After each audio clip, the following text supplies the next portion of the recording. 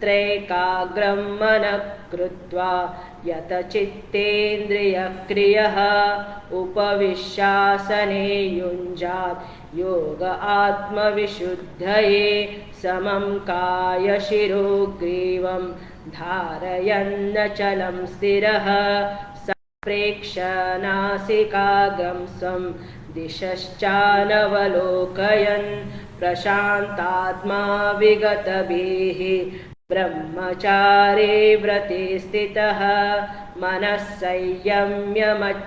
संयम्य मच्चित्तो युक्त आसीत् मत्परः युञ्जन्नेव सदात्मानं योगे नियतमानसः शान्तिं निर्वाणपरमां मत्संस्थामधिगच्छते।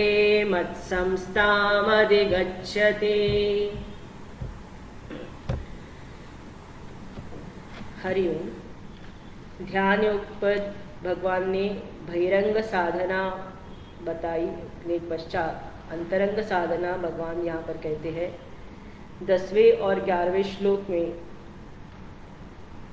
11वां और 12वां श्लोक खास करके बहिरंग ध्यान योग की तैयारी कैसे करनी है भगवान ने विस्तार से बताया कि एक जगह पर आसन पर बैठकर जगह को चेंज नहीं करना है और वो आसन न ऊंचा होना चाहिए न नीचा होना चाहिए और जगह जो है पवित्र होनी चाहिए, शुद्ध होनी चाहिए। शुद्ध हो लेकिन पवित्र भी होनी चाहिए, दोनों होनी चाहिए। उस स्थान पर बैठना है और उस जगह को चेंज नहीं करना है। फिर वो आसन कैसा होना चाहिए तो कहा चैला जिन कुशोत्तरम, अजिन कुशाग्रास पहले डालिए, उसके ऊपर अजिना यानी मृगचर्म डालकर फिर उसके ऊपर कपड़ा डाल के बैठना है। अगर मृगचर्म नहीं है तो कोई भी कपड़ा डाल के हम बैठ सकते हैं। फिर बैठकर क्या करना है, मन को और इंद्रियों को एकाग्र करना है। तत्र एकाग्रम मनः कृत्वा यत चित्तेन्द्रिय क्रियः। जब ध्यान में बैठेंगे तो इंद्रिया जो है भले हमने संयम किया हो इंद्रियों के ऊपर, लेकिन इंद्रियां बैठने नहीं देंगे। मन में विचार आएगा कितने घंटा बैठना है, अब ध्यान में अभी आगे क्या करना है, ये सारे विचार मन में आएंगे तो इंद्रियां चंचल होने के कारण बैठने नहीं देती है। तो वहाँ पर कहा आपको हमें प्रयत्न करना है, इंद्रियों को शांत करना है। तो इसलिए कहा तत्र एकाग्रम मनः कृत्वा। फिर योग आत्मा विशुद्ध है, अपने मन को शुद्ध कर कर उस आत्मा में निवेश करना है, उस आत्मा पर ध्यान करना है एकाग्र करके। पहले कहा नासिकाग्रम व और भ्रूर मध्य, भ्रुवों के बीच में, आईब्रोज के बीच में या नासिका के अग्र में एकाग्र करना है। तो ये धारणा की प्रक्रिया है। हम मन को एकाग्र करते हैं, लेकिन यही ध्यान नहीं है। ये मन को शांत करने की प्रक्रिया है। प्राणायाम, नासिकाग्रम, भ्रूर मध्य, ये सारी प्रक्रिया है मन को और इंद्रियों को शांत करने की। जैसे ही मन शांत होता है तो शांत मन को कहाँ आत्मा में स्थित करना है। उस जो लक्ष्य है उसमें उसका निवेश करना है।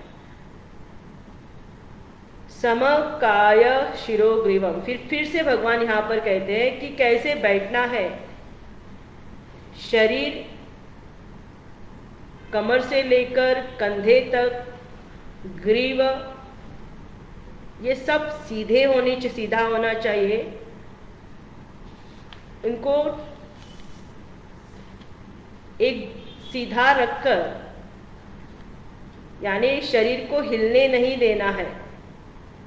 मन को और इंद्रियों मन शरीर को और इंद्रियों को हिलने नहीं देने, क्योंकि शरीर और इंद्रियां, आंखें क्या होती है, ज़्यादा देर तक हम आंखें बंद नहीं करते, तुरंत हम आंखें खोल देते हैं। पैर की हलचल होती है, तो ये सारे जो हलचल है इंद्रियों को, इनको बंद करना है। और इसलिए कहा जब आप स्थिर बैठेंगे, फर्म, ज़्यादा टाइट भी नहीं बैठना है एकदम, तो मन यू विल, अगर टाइट बैठेंगे तो हम कॉशियस हो जाएंगे कि ये हो रहा है कि नहीं हो रहा है। You should not be so cautious about your body.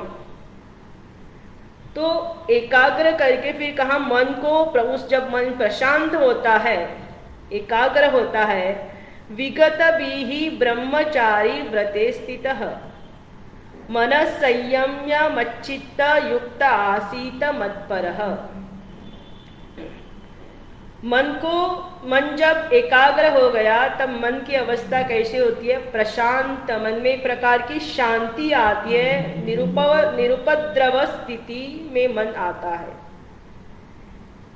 चित्त जो है, चित्त में अभी जैसे समुद्र जैसी शांति होती है, समुद्र में, समुद्र जैसे गहरा होता है, वैसे एकाग्र जो चित्त है उसमें गहरापन आता है, समुद्र जैसे गहरापन, एक गंभीरता उसके अंतःकरण में आती है। तो अंतःकरण में जब गहरापन आता है, अंतःकरण जब सूक्ष्म होता है, प्रशांत होता है, तो कहाँ विगत भी, ये भय जो है, ध्यान करते वक्त ये भय होता है। भय अनेक प्रकार का होता है, लेकिन ध्यान अवस्था में जो साधक है उसका भय होता है मेरा व्यक्तित्व का भी नाश हो जाएगा, कि मैं नहीं रहूंगा, ये भय होता है। तो भगवान कहते हैं जो एंजाइटी है, जो भय है, उसको आप क्या करो, दूर करो, विगत भी, उसको मन से निकाल दो। और ध्यान में जब बैठते समय वृत्ति कैसी होनी चाहिए, ब्रह्मचारी व्रते स्थितः, कि मैं अभी उस ब्रह्म में, उस तत्व में विचरण करूंगा, उस ब्रह्म को अपना मन लगाऊंगा, ये वृत्ति मन में आनी चाहिए। न कि मैं अमुक व्यक्ति हूँ, मैं अमुक स्त्री हूँ, पुरुष, ये सब वृत्तियां मन में नहीं आनी चाहिए। लेकिन मैं ब्रह्म, उस ब्रह्म में अभी विचरण करने की इच्छा से मैं ध्यान करने बैठ रहा हूँ, इस वृत्ति से बैठना है। और पहले अपने गुरु को और अपने इष्ट देवता को प्रणाम करके ध्यान की प्रक्रिया आरंभ करनी है। और ये सब करने के पश्चात मन को फिर से कहा संयम करने के लिए, बार बार, कि मन फिर से जो है, भले ही हमने चित्त शांत किया, मन बाहर फिर से विषयों में जा सकता है, फिर से विचरण कर सकता है। इसलिए कहा फिर से आप करो, मन को संयमित करो। अभी इंद्रियों की शांति हमें प्राप्त हो गई, मन की शांति प्राप्त हो गई, तो ध्यान अवस्था में उस शांति का अनुभव हमें प्राप्त होता है। तो ये जो शांति मिलती है, जो परमता की शांति है, जो मन की शांति है, इंद्रियों की, इसको ध्यान नहीं कहा है। तो इसके आगे क्या करना है, उस मन को, जो शांत हुआ मन है, जो एकाग्र हुआ मन है, उस मन को कहा मच्चित्तः मत्परः, मच्चित्त युक्त आसीत मत्परः, मुझ में तुम उस मन को लगाओ। मत यानी उस परमात्मा, चित्त यानी अंतःकरण, उस अंतःकरण को उस परमात्मा में लगाना है। फिर कहा मत परह, परह यानी वही जो है, वही मत यानी परमात्मा, वही ईश्वर जो है, मेरा कौन है, श्रेष्ठ है। ये दोनों जीवन में घटना चाहिए, मत चित्त और मत परह। होता क्या है, मत चित्त होता है लेकिन मत परह होता नहीं है, या मत परह होता है या मत चित्त, क्योंकि चित्त और परह यानी क्या, मत चित्त यानी भगवान कहते हैं कि ये भावना के मन के स्तर पर है, और मत परह बुद्धि के स्तर पर है। यानी मन और बुद्धि जो है दोनों एक होनी चाहिए।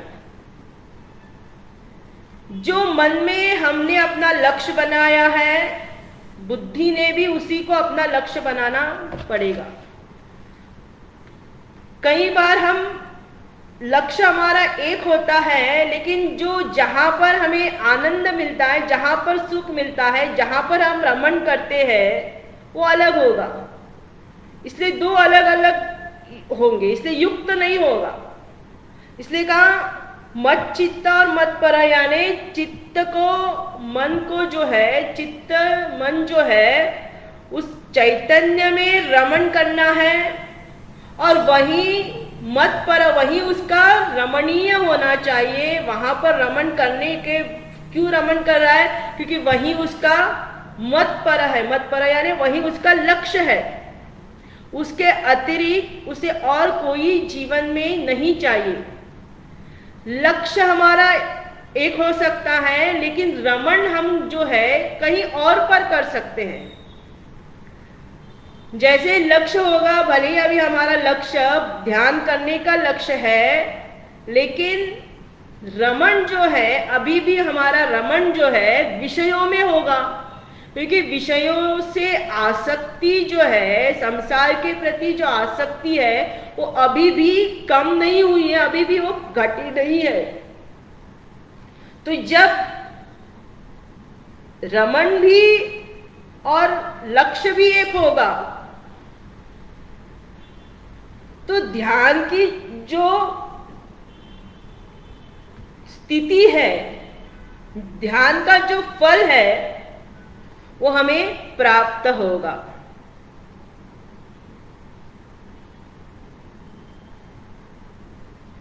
यह जो है भावनात्मक स्थिति है।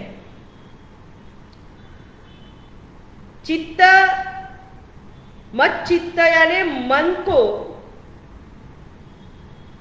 रमणीय जो है वो भगवान ही होना चाहिए। उस परमात्मा के अलावा और कोई रमणीय नहीं होना चाहिए। और मत पर वही परम होना चाहिए, वही परम श्रेष्ठ मेरा लक्ष्य जो है, उसके अलावा और कोई नहीं होना चाहिए। जब ये दोनों हो जाएंगे, यानी रमण और लक्ष्य एक हो जाएंगे। जहां पर हमारा लक्ष्य है, वहीं पर मुझे रमण भी, वहीं पर मुझे आनंद की अनुभूति मिलती है। तो कहा, जब ये दोनों हो जाएंगे तो जीवन में तृप्ति की अनुभूति आएगी। जो निष्ठा प्राप्त होनी चाहिए, वो निष्ठा प्राप्त क्यों नहीं होती है? भले ही ज्ञान होता है, लेकिन विज्ञान क्यों नहीं होता है? वो अनुभूति क्यों नहीं होती है? क्योंकि अभी तक हम उसमें रमण नहीं कर रहे हैं। अभी भी हमारा रमणीय जो है वो संसार के विषय है।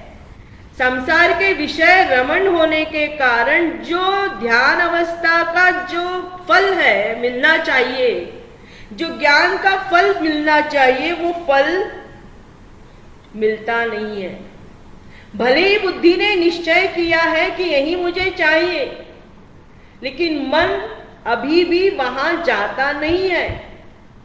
इसलिए हमें पहले ध्यान करने जब बैठे हैं तो हमें प्रयत्न करना पड़ेगा, बार बार मन को बाहर से खींचकर जो हमारा लक्ष्य है उस लक्ष्य में उस मन को नियोजित करना है। क्योंकि वही जो है मेरे लिए श्रेष्ठ है। जैसे ये रमण और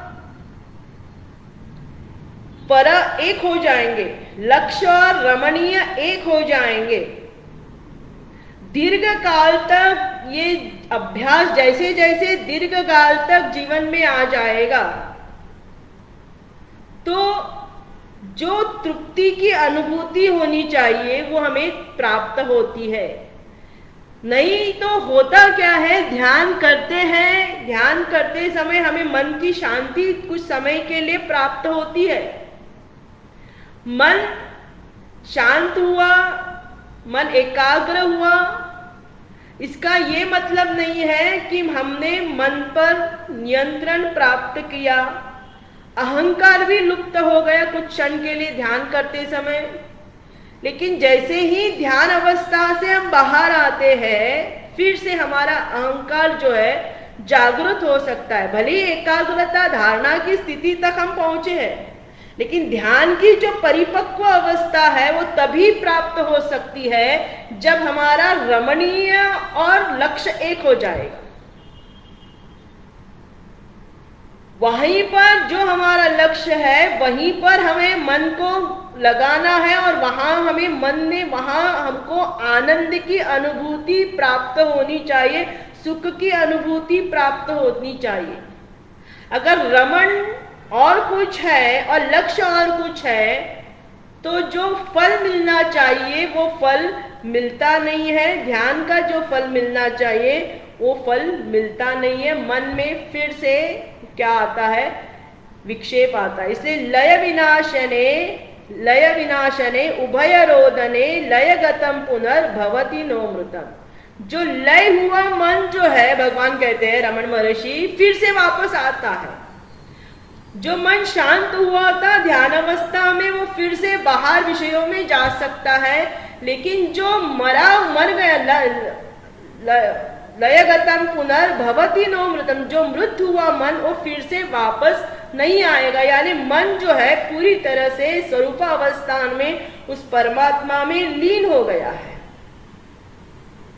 तो लीन हुआ मन, उस एक चैतन्य में एक रूप हुआ मन फिर से वापस नहीं आता है। क्यों? दोनों रमण और लक्ष्य जो है वो एक हो गए हैं। जब इस स्थिति तक वो पहुंचता है तो उसे ध्यान का जो फल है वो क्या मिलेगा? उसको कौन से फल की उसको प्राप्ति होगी? ज्ञान का फल क्या है? उस फल के बारे में भगवान आगे कहते हैं, युञ्जन्नेवं सदात्मानं योगी नियतमानसः शान्तिं निर्वाण परमां मत्संस्थामधिगच्छति। युञ्जन्नेवं सदात्मानं योगी नियतमानसः शान्तिं निर्वाण परमां मत्संस्थामधिगच्छति। युञ्जन्नेवं सदात्मानं योगी नियतमानसः। जब दीर्घ काल तक ध्यानाभ्यास करता है, मत्परः और मच्चित्त हो जाता है, वहीं पर रमण करता है, तो युञ्जन्नेवं सदात्मानं, जिसका मन पूरी तरह से एकाग्र होकर उस चैतन्य में, उस तत्व में एकरूप हो गया है। योगी नियतमानसः, नियतमानसः निशेषेणः, पूरी तरह से वो जो मन जो है वो वहां पर जो लक्ष्य है उसमें पूरी तरह से मन अभी लग गया है, यानी अभी समाधि की अवस्था को प्राप्त कर चुका है।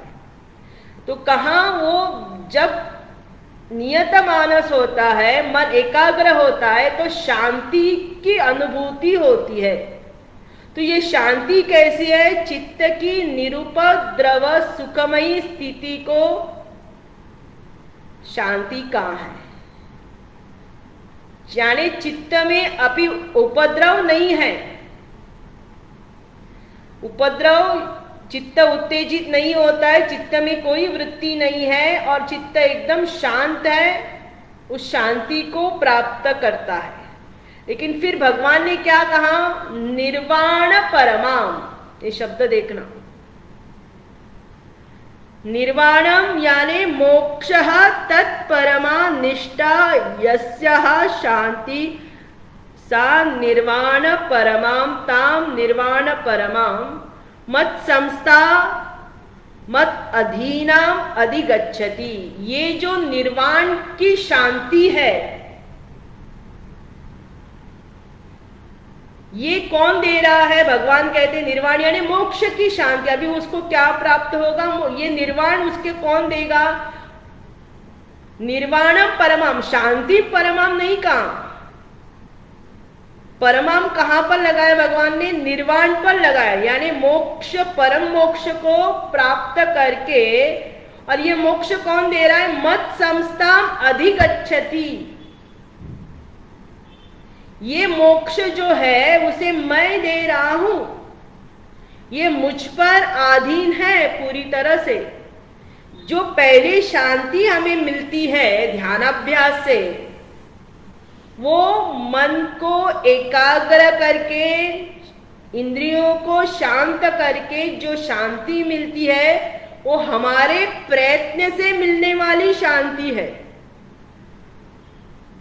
लेकिन अभी जो शांति प्राप्त हुई है, वो शांति किसने दी है?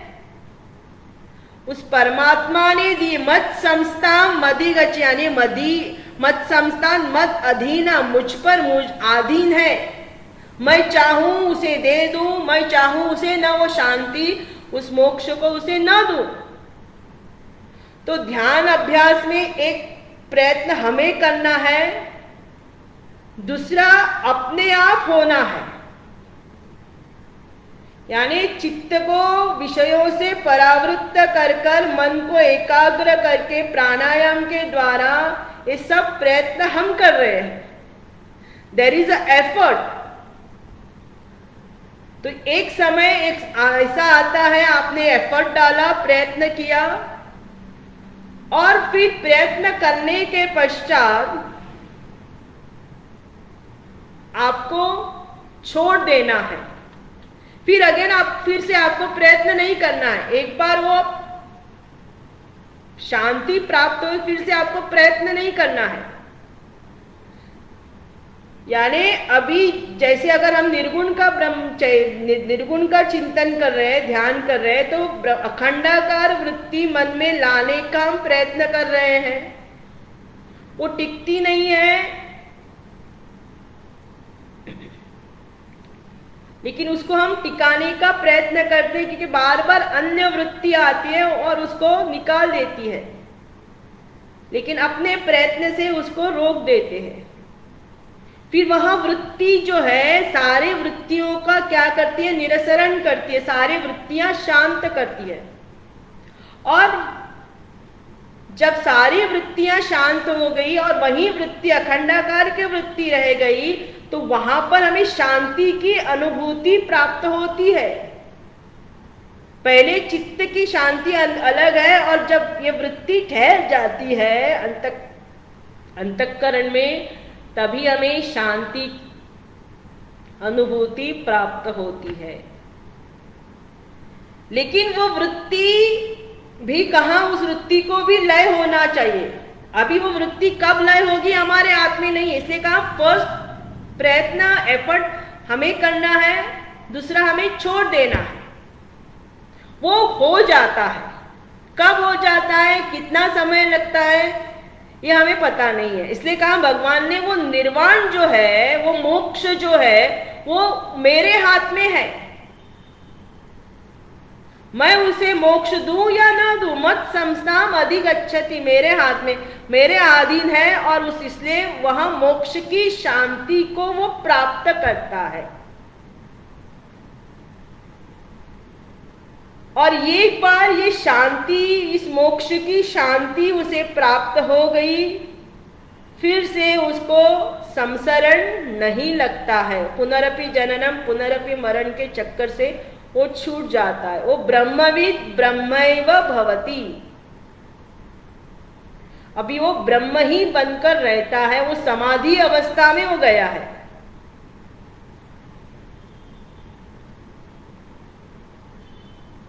तो यहां भगवान कहते हैं वो जो शांति, मोक्ष की शांति है, वो मेरे हाथ में है, और मैं वो शांति तुम्हारे अंतःकरण में वो शांति को देता हूं। मैं उस शांति को, उस मोक्ष की शांति को तुम्हारे अंतःकरण में, उस मोक्ष की शांति हमारे अंतःकरण में वो शांति उतरती है, प्राप्त होती है। पहले जो शांति प्राप्त हुई है वो कौन सी शांति है? एकाग्रता की शांति है। और ये शांति, एकाग्रता की शांति जो है, मन की शांति जो है, वो क्या होती है? कुछ समय के लिए वो शांति होगी। जब तक हम ध्यानाभ्यास में रहते हैं तब तक वो शांति हमें मिलती है। मन एकदम शांत रहता है, कोई विचार नहीं, कोई कुछ नहीं, अहंकार भी लुप्त हो गया।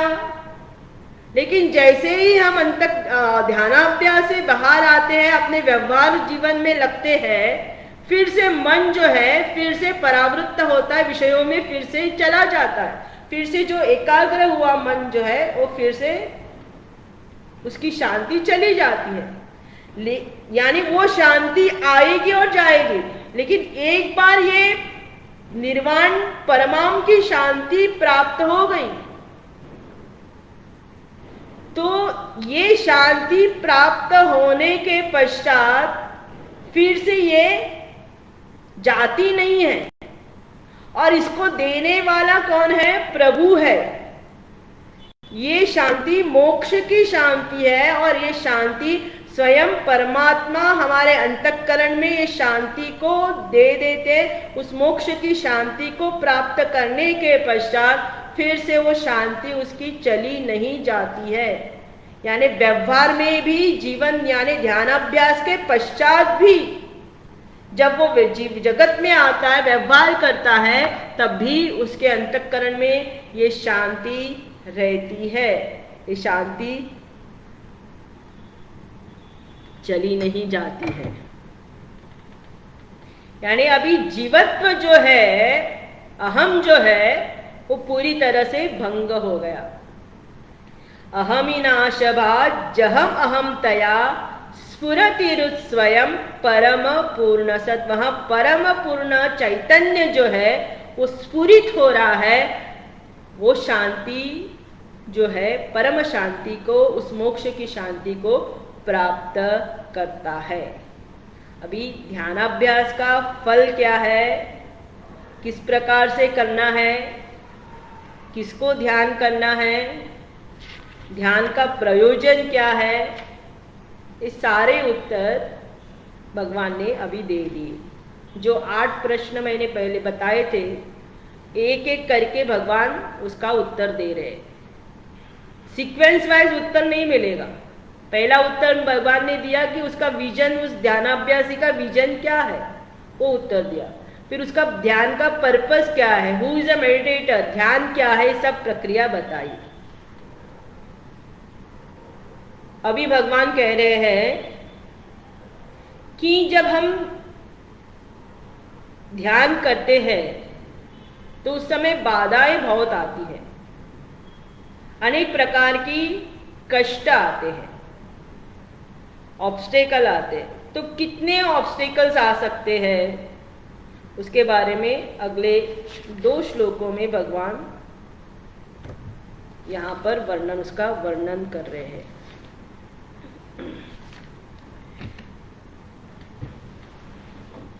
अगला श्लोक 16वां। नात्यश्नस्तु योगोस्ति न चैकान्तमनश्नतः न चाते स्वप्नशीलस्य जाग्रतो नैव चार्जुन। नात्यश्नस्तु योगोस्ति न चैकान्तमनश्नतः न चाते स्वप्नशीलस्य जाग्रतो नैव चार्जुनः। ध्यान अभ्यास में जो बाधाएं आती है वो क्या है? तो कहा न अत्यश्नन्त योगोस्ति, योग अस्ति, न चाकंत अश्नतः। अश्नत यानी खाना, तो न अति अश्नंत, अति जो है खाना जो है ज्यादा खाना नहीं चाहिए। फिर कहा न चैकांतमश्नतः, कम भी नहीं खाना चाहिए, ज्यादा भी अन्न नहीं खाना चाहिए और कम भी अन्न नहीं खाना चाहिए। तो कितना भगवान ने इस पर जोर दिया। इसके ऊपर 17वें अध्याय में फिर से भगवान बताएंगे आहार कैसा होना चाहिए, अन्न किस प्रकार का होना चाहिए। तो जो अन्न होता है, शास्त्र ने उसके 4 विभाग किए हैं।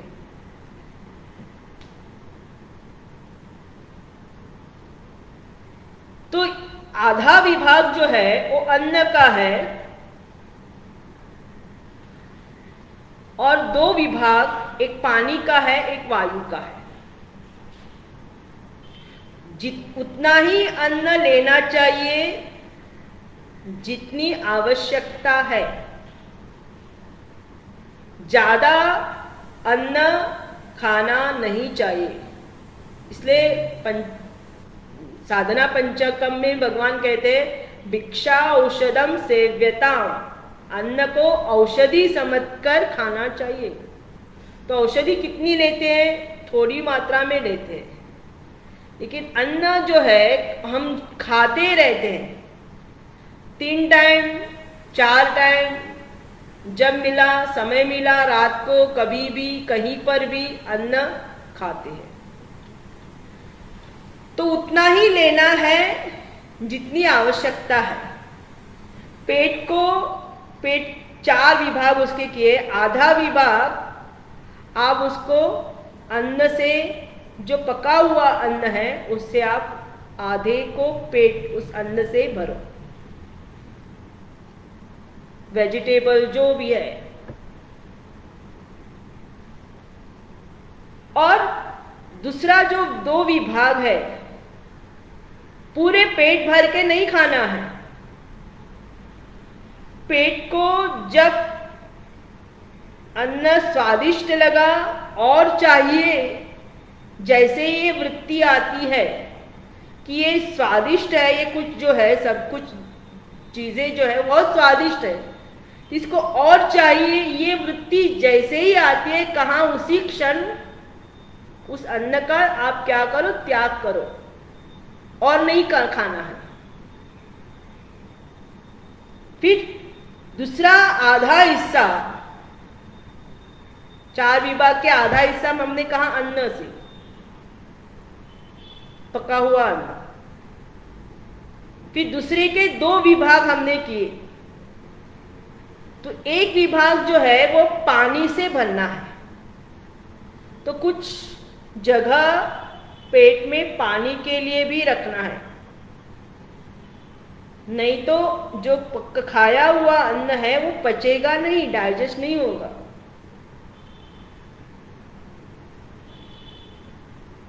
फिर कुछ मात्रा, आधी मात्रा वायु के लिए छोड़नी है कि वायु जो है शरीर में उस अन्न को डाइजेस्ट करती है। 5 प्रकार की वायु है, प्राण, अपान, व्यान, उदान, समान। तो रक्त संचालन के लिए कुछ भाग जो है छोड़ देना चाहिए। अगर पूरी गले तक हमने अन्न ग्रहण किया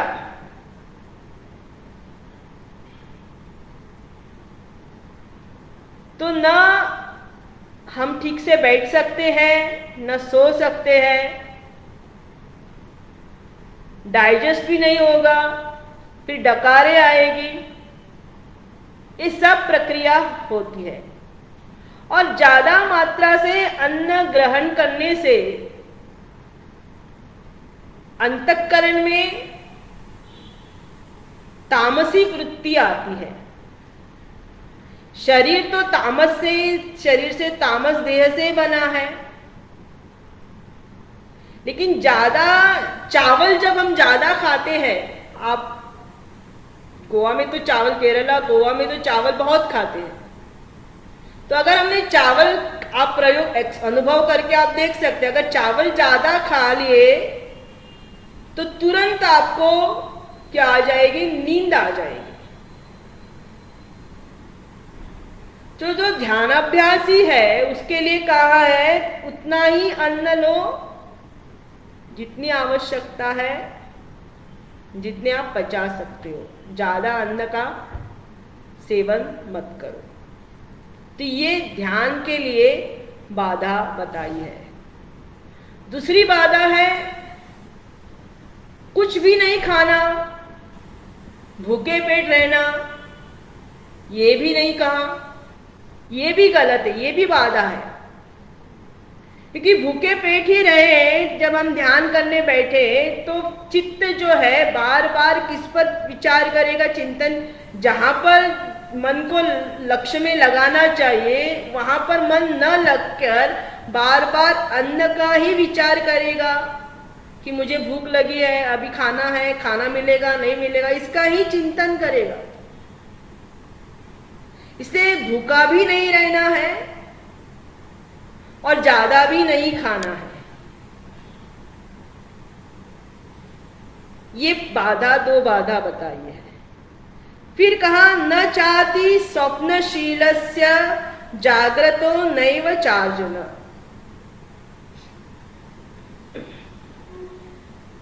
ज्यादा सोना भी नहीं है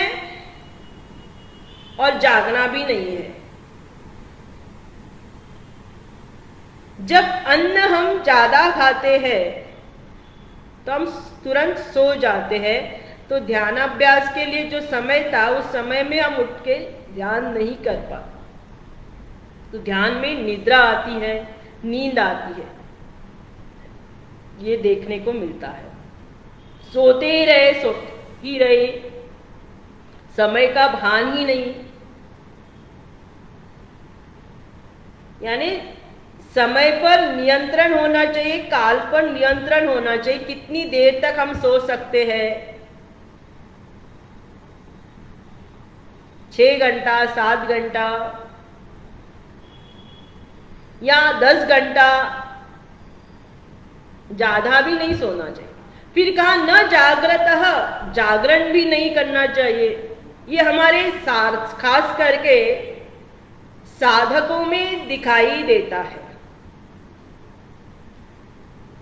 वो क्या करते हैं, बहुत जागरण करते हैं।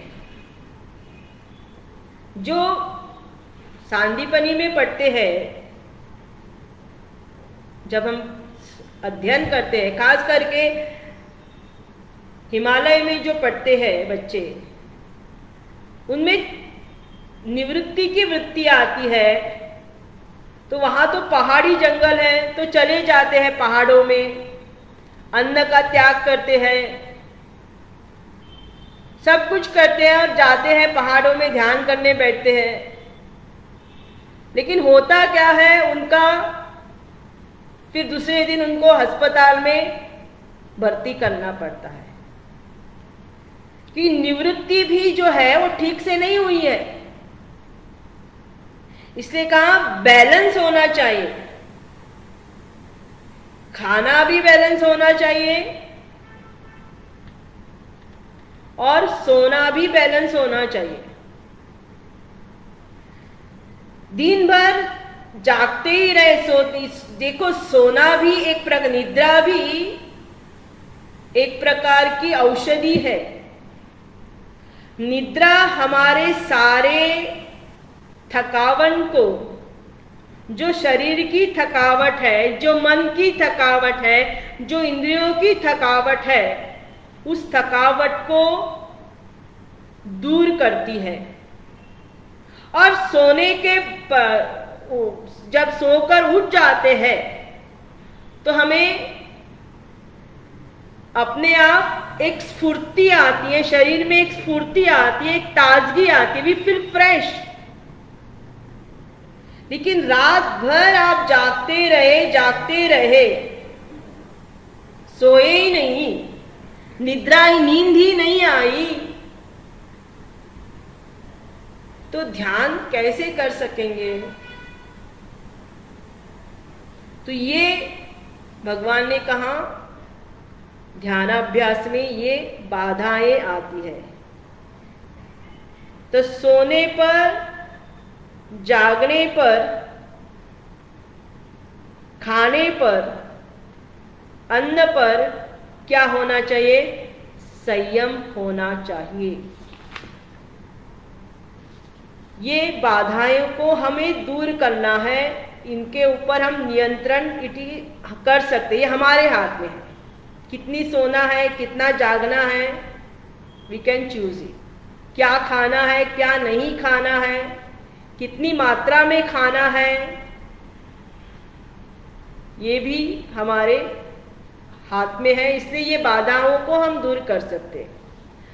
अभी दूसरी बाधाएं क्या है? भगवान आगे कहते हैं युक्त आहार विहारस्य युक्त चेष्टस कर्मसु युक्त स्वप्नावबोधस्य योगो योगो भवति दुःखः युक्ताहार विहारस्य युक्त चेष्टस कर्मसु युक्त स्वप्नावबोधस्य योगो भवति दुःखः। तो कहा 5 चीजों पर बाधाएं आती हैं।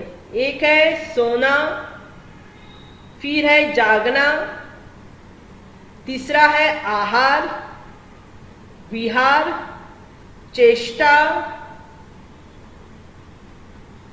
इन चीजों में युक्त होना चाहिए। तो कहा आहार विहार युक्त चेष्टसु कर्मसु युक्त स्वप्नवबोधस्य योगो भवति दुःखः। ये सारी बाधाएं ध्यान अवस्था में आती है। जो ध्यान करता है युक्त आहार, आहार यानी भगवान शंकराचार्य कहते हैं युक्त आहार विहारस्य अहीयते इति आहार अन्नम विहरणम विहार पा, यानी जो अन्न को हम ग्रहण करते हैं, आहार जो हम लेते हैं, केवल अन्न नहीं, जो इंद्रियों से हम देखते हैं, सुनते हैं, ये सारे जो है विषयों के आहार हम किसको देते हैं? मन को देते हैं। तो अभद्र अगर हम दर्शन करेंगे तो मन को अभद्र दर्शन का संस्कार मन को होगा। इसलिए हमारे शास्त्र कहते हैं भद्रम कर्णेभिः शृणुयाम देवा भद्रम पश्येमाक्षभिर्यजत्राः स्थिरैरङ्गे स्तुष्टवान् सस्तनूभिः। भद्र देखो, शुभ देखो। अंतःकरण में, मन में जो आहार हम डालते हैं वो आहार शुद्ध होना चाहिए, वो आहार युक्त होना चाहिए। कितना बोलना है, कितना खाना है, इन सब का क्या होना चाहिए? नियंत्रण होना चाहिए। फिर कहा विहारस्य। आप इस पर चिंतन कर सकते कौन कौन से आहार हम लेते हैं। फिर विहार कहा, विहार यानी पादक्रम तो युक्त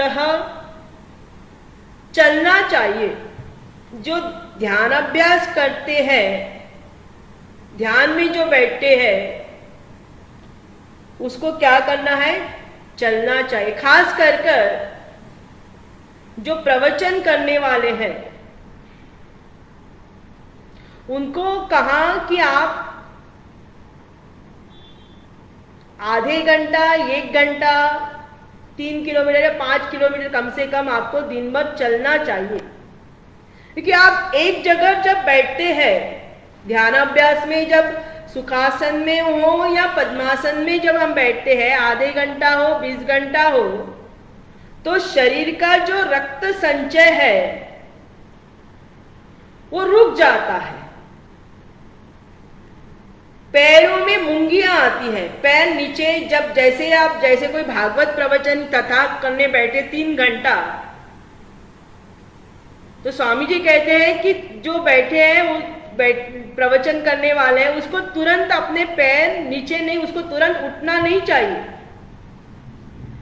कुर्सी पर बैठे हुए उनके लिए नहीं, जो सुखासन में बैठते हैं उनके लिए कहा तुरंत उनको उठना नहीं चाहिए, क्योंकि वो जो अभी बैठने के बाद जो रक्त का संचालन है वो ठीक से नहीं होगा, तो बॉडी, शरीर का जो बैलेंस है वो उचित मात्रा में नहीं होगा, तो हो सकता है आप गिर सकते हैं। तो जैसे ही प्रवचन खत्म हो, ये पूर्ण होता है, आपको उठकर तुरंत उठना नहीं है, पहले पैर को नीचे करना है कुछ क्षण के लिए, फिर उठना है, क्योंकि रक्त अभी पूरा ब्लड सर्कुलेशन क्लॉट हुआ है, क्लॉटिंग हुई है, तो रक्त का संचार नहीं होता है, इसलिए क्लॉटिंग होने के लिए आप कुछ क्षण के लिए बैठिए, फिर आप उठ सकते हैं, तुरंत नहीं उठना है। फिर कहा आपको टहलना है, बॉडी की एक्सरसाइज लिए, शरीर को ठीक रखना है। शरीर को कष्ट हुआ, शरीर को रोग हुआ, तो हम जहां पर इसको निवेश करना है, जो हमारा लक्ष्य है, वहां पर हम उस शरीर को नियोजित नहीं कर सकते, कि शरीर से ही सब कुछ करना है ना कार्य। शरीर ही अगर साथ नहीं देगा, शरीर में अगर रोग लगा हुआ है, तो शरीर हमारा साथ देगा कि नहीं देगा? अनेक प्रकार के शरीर के रोग अगर भरे हैं तो शरीर साथ नहीं दे, आप ध्यान भी नहीं करेंगे, कर सकते हैं ना, श्रवण भी कर सकते हैं, कि बैठ ही नहीं सकेंगे। इसलिए बैठने को कितने लोगों को तकलीफ होती है, बैंड करने को कितने लोगों को तकलीफ होती है, कमर में दर्द होता है, पैर में दर्द होता है। तो ये सारी जो है हमारे भगवान ने इसको कितनी गहराई से देखा है। देखो, यानी शरीर को आप क्या करो, कुछ व्यायाम दो, इसको चलाओ, दिन भर 1 किलो 5 आधे घंटा या 1 घंटा, जो भी आपको समय मिलता है, कुछ समय अपने शरीर के स्वास्थ्य के लिए भी देना है। अगर शरीर स्वास्थ्य नहीं होगा तो साधना भी हम ठीक से नहीं कर सकेंगे, और जो हमारा व्यवहार भी है वो व्यवहार भी ठीक से नहीं कर सकेंगे, हम दूसरे पर आश्रित होंगे पूरी तरह से। कितनी तकलीफ होती है, शरीर को कष्ट होता है जब रोग होता है, जब व्याधियां आती है, वो व्यक्ति उठ भी नहीं सकता है। तो इसलिए कहा आप शरीर को आप अभी से, ये नहीं कि बुढ़ापे में हम करेंगे, 80 साल में करेंगे, नहीं, अभी से हमें कुछ न कुछ शरीर को व्यायाम देना है, ताकि जो ब्लड सर्कुलेशन है वो ठीक से हो सके और शरीर को कष्ट न होकर हम अपने शरीर के द्वारा ठीक से साधना कर सकते।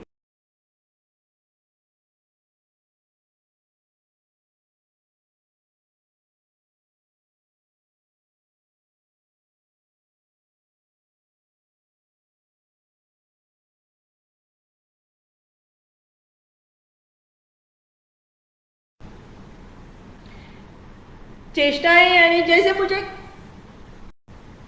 कहीं पर जाना है, किसी क्षेत्र में जाना है, वृंदावन में जाना है, तो मैं अपनी टिकट बुक करती हूँ, सब कुछ करती हूँ, वहां पर कितने दिन, सब प्रयोजन, वो सारी चेष्टाएं जो है वो ठीक से होनी चाहिए। कितना समय मुझे देना चाहिए, इस घंटे इस आश्रम में कितना, इस व्यक्ति के साथ कितना समय देना चाहिए, कितनी मात्रा में देना चाहिए, यहाँ कितने दिन रुकूंगा, ये सारी चेष्टाएं जो है पहले से युक्त होनी चाहिए। कितना मात्रा में करना है, ये सब जो है युक्त होना चाहिए। लास्ट मिनट में नहीं होना है, इंटीग्रेटेड होना चाहिए। युक्त चेष्टसु, जो हम कर्म करते हैं, चेष्टाएं करते हैं, वो युक्त होनी चाहिए।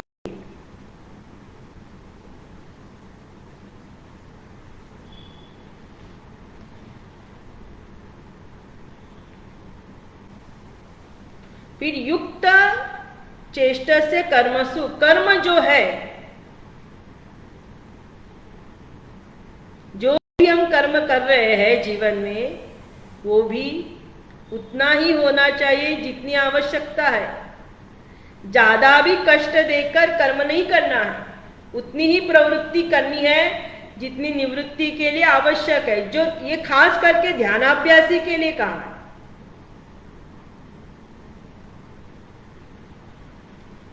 युक्त स्वप्नवबोधस्य योगो भवति दुःखः। फिर से यहां भगवान कहते हैं युक्त स्वप्नवबोध से, यानी निद्रा भी जो है वो भी उचित मात्रा में होनी चाहिए।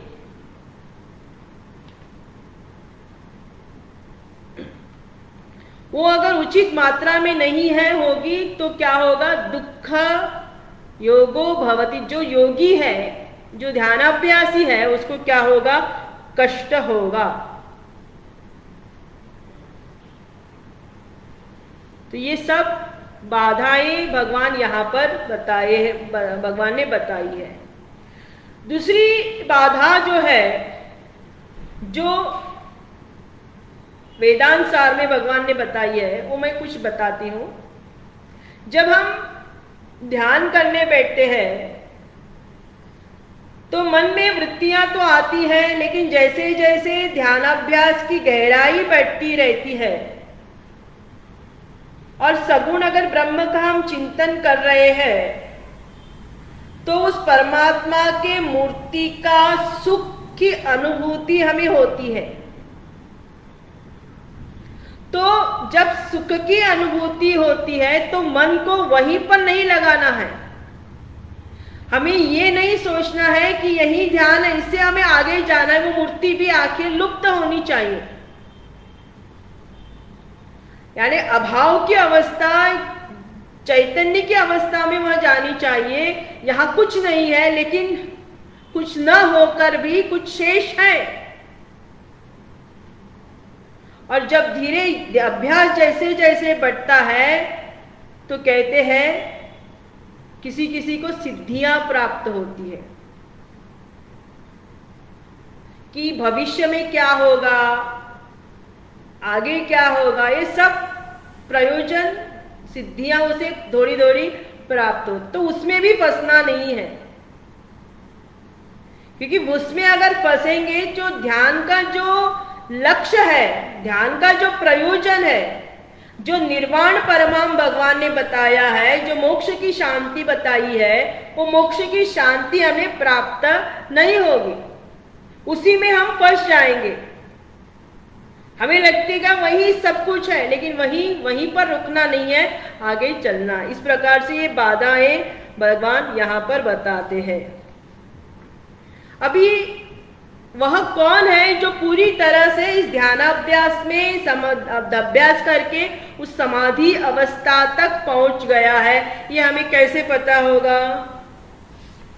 तो आगे कहते हैं, यदा विनयितं चित्तम आत्मन्नेवावतिष्ठते निस्पृह सर्वकामेभ्यो युक्तयुत्युच्यते तदा। यदा विनयितं चित्तम आत्मन्नेवावतिष्ठते निस्पृह सर्वकामेभ्यः युक्तयुत्युच्यते तदा। इस प्रकार जब चित्त को विनियतम, अनियतम नहीं, अनियत चित्त जो है कभी भी आत्मा में अवस्थान नहीं कर सकता।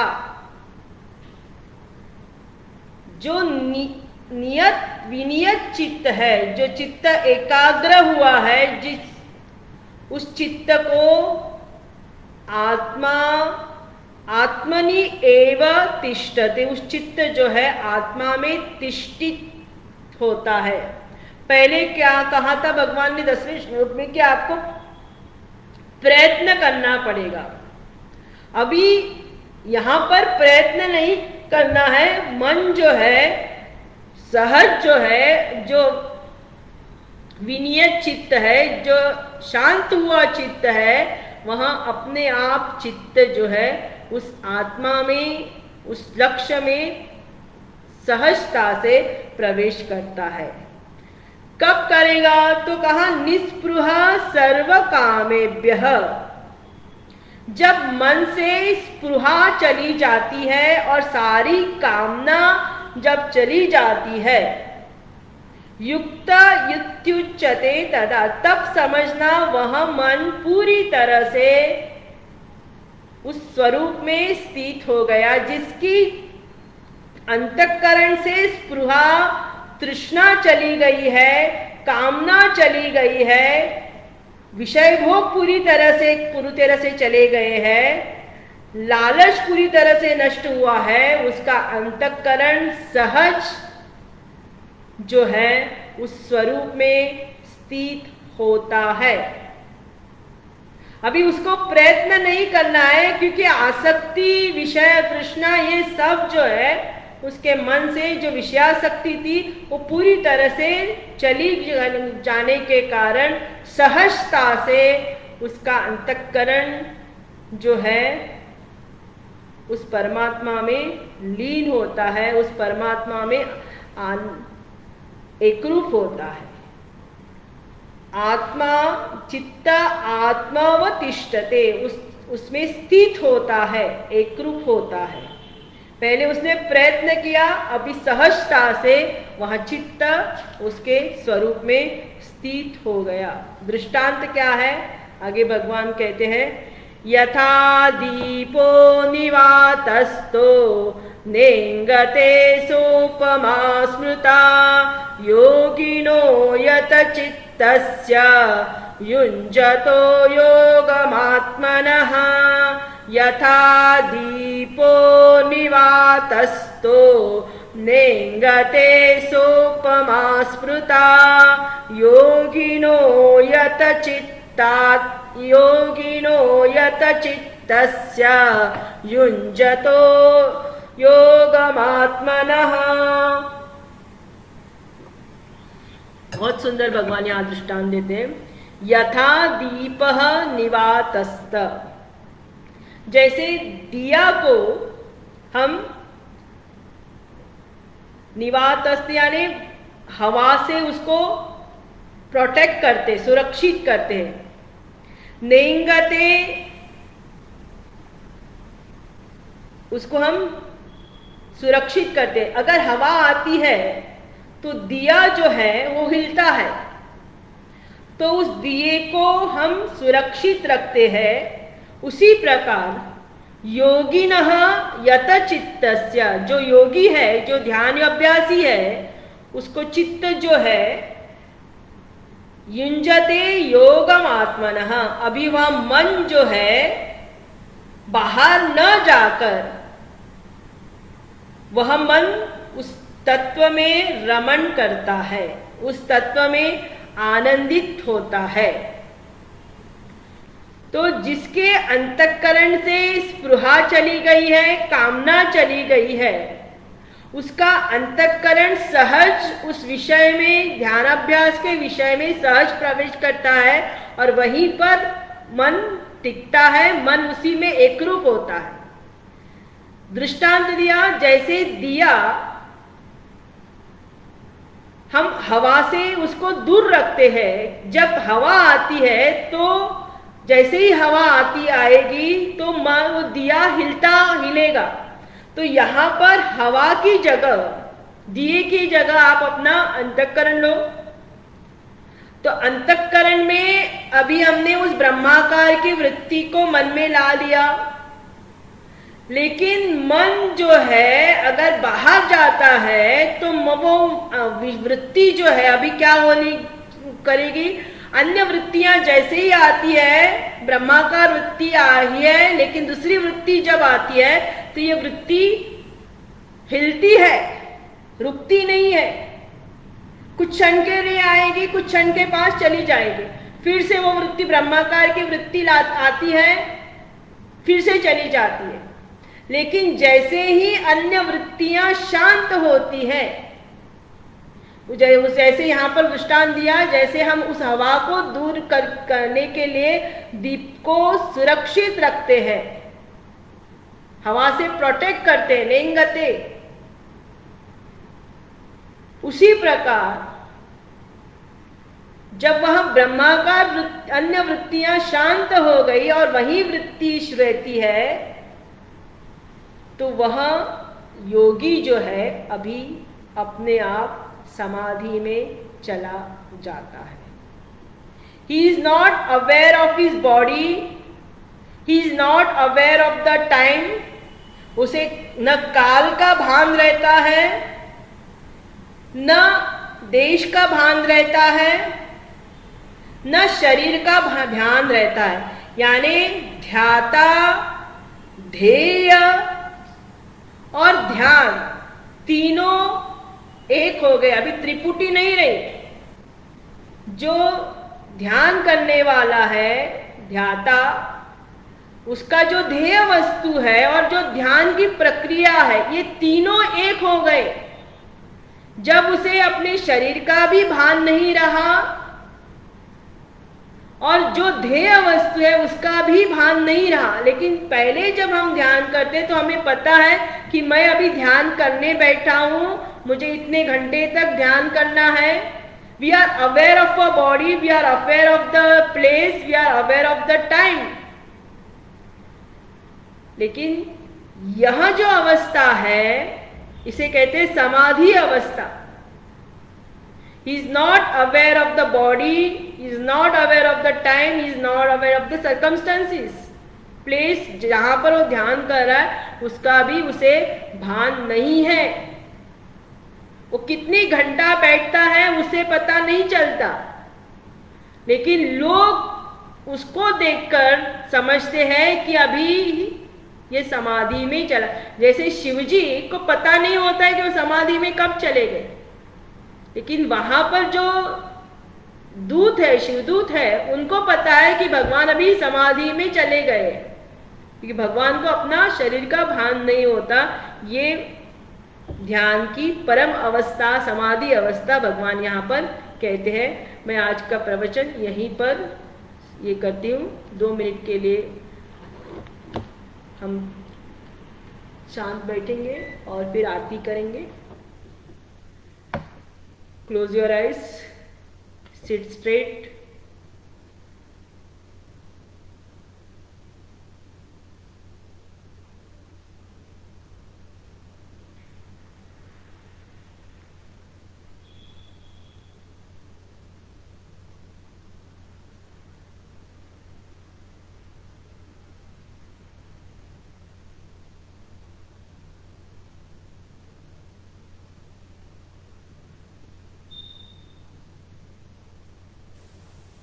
Just glance at your body from toe to head. अपने शरीर का निरीक्षण कीजिए, पैर से उंगली तक, सिर तक।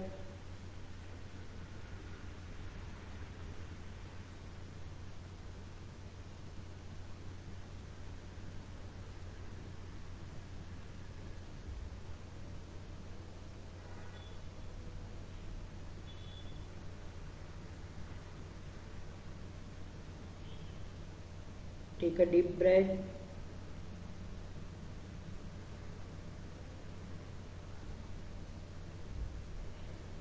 Slowly release.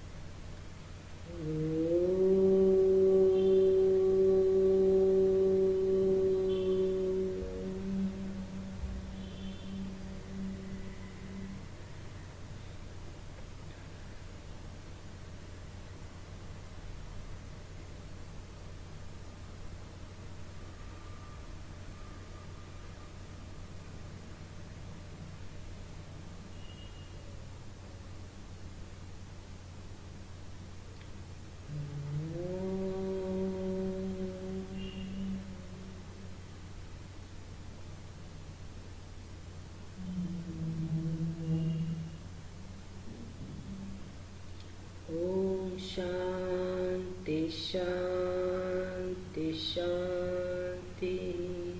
हरि ओम। श्री गुरुभ्यो नमः। हरि ओम। विल्लुद आरती ना।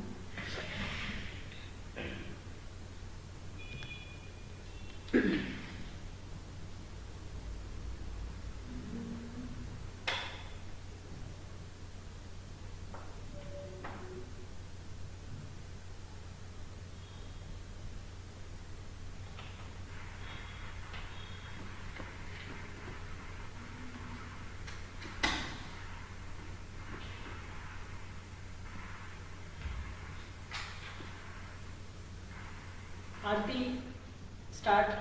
राजश्री अम्मा। जय भगवती मैया जय भगवती हरि कमल विहारी सुंदर सुपुनीते ओम जय भगवती धर्म सुमर मककाशिनी कामा बिहरा तत्वज्ञान विकास